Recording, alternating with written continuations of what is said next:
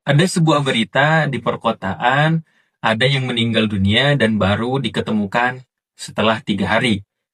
Ini pertanyaannya tentang bagaimana tetangga, apakah masih punya hati, tetangga di samping kanan kirinya apakah masih peduli, atau seperti apa. Kali ini kita akan membahas tentang dampak cuek terhadap tetangga.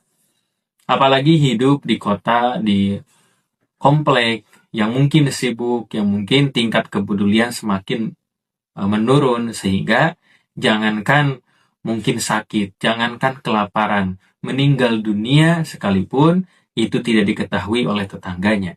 Bahkan fenomena saat ini dengan tetangga samping kanan, samping kiri, depan, belakang, itu pun ada yang tidak saling kenal, bahkan hidup sudah bertahun-tahun bertetangga. Maka inilah bagaimana saat ini kita semakin krisis, bagaimana karena kita tingkat individualisme yang begitu meningkat, terlebih lagi di kota-kota besar, sehingga tidak mengenal tadi namanya tetangga, tidak tahu berapa anaknya, tidak pernah saling tegur sapa. Bahkan dipengaruhi juga dengan bagaimana hidup di era digital, yang hari ini kita lebih kenal orang yang mungkin jauh karena kita ketahui di media sosial dibanding dengan tetangganya sendiri.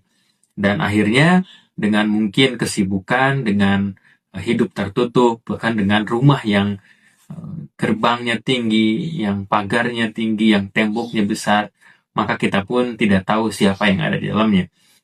Maka disinilah bagaimana krisis kepedulian dan tanda melemahnya tingkat sosial kita.